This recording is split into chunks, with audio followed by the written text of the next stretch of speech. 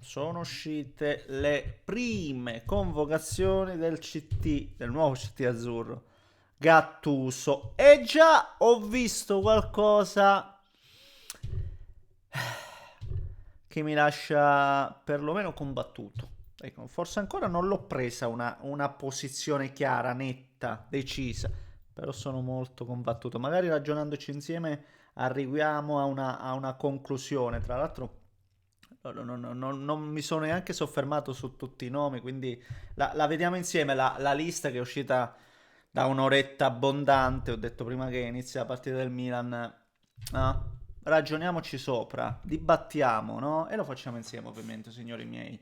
Prima, no? Di mettere a video proprio la lista e appunto di fare i vari ragionamenti del caso, che poi c'è poco da ragionare. Alle prossime partite su Estonia e Israele, al netto di convocazione, di tutti i discorsi che adesso facciamo, ci sono poche chiacchiere, poche chiacchiere e tanti fatti che vogliamo. Lo dico quasi in maniera quasi aggressiva, ma sapete, forse adesso è arrivato il momento di essere anche un po' decisi, di alzare la voce per quanto riguarda la nostra nazionale che ci si augura ci deve portare perlomeno alla massima competizione mondiale. Ma non è affatto semplice, lo sappiamo. Ne parliamo. Prima, come al solito, vi invito a lasciare un like. Sì, per abbuffare, come al solito, le richieste di un algoritmo che è sempre più infamabile. Che stiamo dicendo? Affamato e insaziabile. Vi faccio una fatica immane. Se volete, iscrivetevi per seguire i prossimi contenuti. E come l'ho detto prima, come ho detto prima, ovviamente siamo qui dopo la partita del Milan, Lecce Milan, giusto? Lecce Milan, la squadra di Ifra, bella la squadra, ce la gustiamo e quindi attivate la campanella, mi trovate sui vari social, siamo ovunque, anche su Telegram, trovate tutto in descrizione, grazie per il continuo supporto, quello davvero non manca, commenti, anche critiche, ci può stare un po' di tutto, ma poi ci siete, questo è incredibile, va bene, grazie. Eccola qua, la lista. Fatemi avvicinare a Ciccio qua, l'amico Ciccio, perché mi dite si sente poco, avete anche ragione, perché di regola dovrei starci proprio attaccato, però tra una roba e l'altra non ci riesco, se mi limito a guardare, io voglio innanzitutto vedere la lista, ecco, partiamo. Guardate, ad occhio come al solito, ecco, tante cose del calcio italiano negli anni sono cambiate tante cose, la qualità generale del nostro, più che del calcio, proprio della qualità dei giocatori, però io vedo la lista dei portieri e se c'è una cosa che negli anni non è cambiata è proprio questa, la forza dei nostri portieri, perché Donnarumma, Meret, Vicari, lo stesso Carnesecchi sono uno più forte dell'altro, ovviamente. Donnarumma lo conosciamo bene, ma anche Vicario, ragazzi, carne secca, portiere per cui stravedo. E io sono uno dei pochi che Meret comunque continua a dire che è un portiere di tutto rispetto, almeno tra i pali, senza ombra di dubbio. Quindi sui portieri non si può sbagliare, non si può sbagliare, anche se va a prendere più scarso, ma se è portiere italiano non lo sgarri.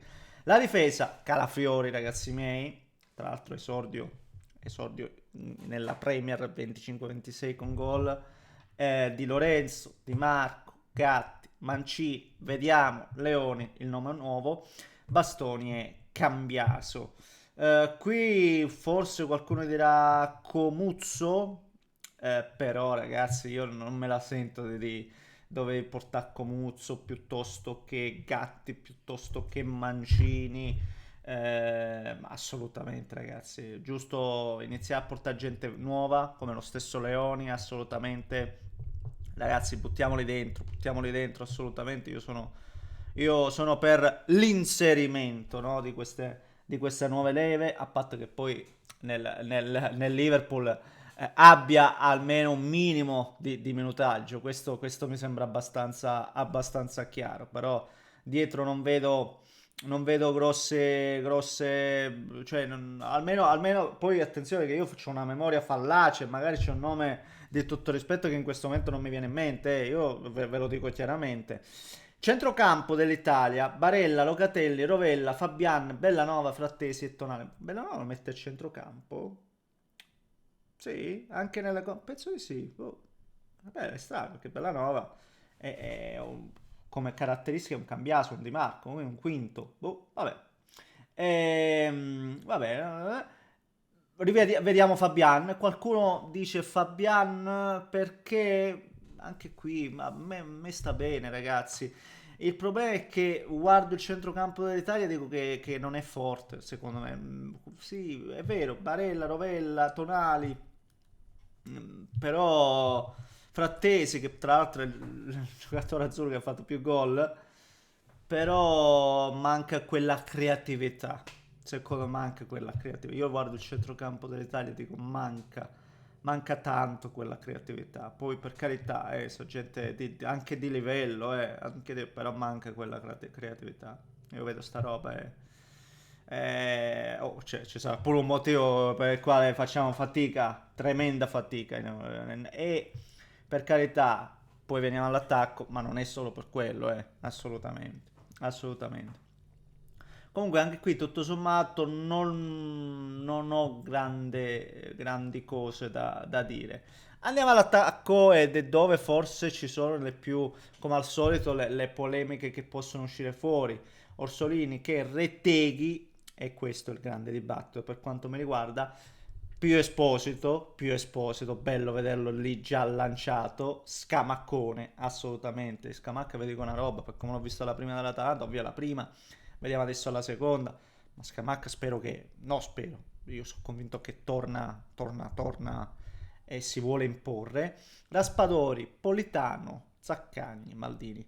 Innanzitutto vedendo la squadra mi sembra chiaro, credo, e poi la topperò in pieno, però mi sembra che si va verso un 4-3-3, mi sembra, non credo che Gattuso giochi con la difesa a 3, ecco, giocherà con la difesa a 3, no, mi sembra che si vada verso un 4-3-3, un 4-2-3-1, che io credo che siano queste le soluzioni, 4-3-3, 4-2-3-1 e quindi, no, Zaccagni, Politano da un lato o dall'altro, Orsolini, c'è lo stesso Maldini, che poi Maldini non è un'ala, però potrebbe fare il sottopunta nel 4-2-3-1, nel sottopunta Maldini o Raspadori, dietro la punta Ken o Scamacca, mi sento di dire. E qua veniva Reteghi. Io credo che Reteghi, ecco, ed è qui dove sono combattuto. Reteghi venga premiato per aver fatto la scorsa annata il capocannoniere e quindi alla prima Gattuso lo porta. Ma Reteghi giocando in non so neanche dove, giocando è in Africa, cioè, sì, dai, in Arabia, sì, cioè, vedi, non so neanche dov'è, cioè, come lo fai a portare? Cioè, che senso ha portare un... No, per carità, io non ce l'ho con anzi, assolutamente, ognuno fa le scelte che vuole, con la, ognuno sa i propri interessi e le proprie cose, però quello non è un campionato, cioè quello non è un campionato competitivo, assolutamente, e quindi ribadisco, gli puoi dare, tra virgolette, il premio perché l'anno scorso è stato capocannoniere, ma io credo che Reteghi no, non possiamo vederlo come attaccante della nostra nazionale più. Non credo, non credo nella maniera più assoluta. Mi sento di dire questo. Poi attenzione, oh, lo porti, magari fa bene, non lo so, però no, però per me no. Per me è un grosso no, perché lui la scelta l'ha fatta, rispettabilissima, però se giochi in quel campionato non ha senso. E se parliamo di 4-3-3, 4-3-3, occhio a Chiesa che magari non abbiamo visto in questa convocazione, ma più avanti lo voglio Chiesa. Se è in crescita, come stiamo vedendo, anche se poi un'altra cosa va detta, ha giocato 18 minuti Chiesa. Ha giocato 18 minuti e onestamente 18 minuti in due partite con Liverpool, sono andato a vedere i minutaggi, però cioè se sta bene, pure che ha giocato 18 minuti, l'abbiamo visto gli altri, ci sono tanti giocatori che non sono titolari, per esempio Frattesi o altri, quindi Chiesa teniamolo in considerazione, Chiesa, se poco poco sta bene, è il migliore che abbiamo. Io continuo a pensarla così. Ne vedo pochi giocatori che hanno quella gamba e quello strappo. Per cui teniamolo in considerazione. Però sono contento di Politano, Orsolini, Zaccagni. Mi piace andare verso questo 4-3-3. Difensori, mi dimenticavo Buongiorno. Ma Buongiorno non ha giocato la prima. Io non lo so se sta bene o meno. Credo che non stia bene e per questo motivo non lo porto adesso. Tutto qua, non ci vedrei un caso, ecco, sostanzialmente. Ribadisco, per me i due punti sono questi. Chiesa quando starà bene, eh, anche se non ha continuità nel Liverpool, perché è difficile averne lì, ma io ci ragionerei su Chiesa e su Retegui, io onestamente, va bene, forse dargli il contentino, non lo so, ma Retegui onestamente gioca in un non campionato. Ecco. Questo è il mio punto di vista. Detto ciò, prima Estonia e poi Israele, se non vado errato, ragazzi, vanno vinte ste gare e vanno fatti tanti gol, tanta differenza reti, poche chiacchiere e poche storie. Il tempo ormai è andato, è passato e adesso vediamo di fare le cose per bene. Va bene, signori, fatemi sapere cosa ne pensate voi, commentate, like, se volete iscrivetevi al canale, un grande abbraccio da Neschi.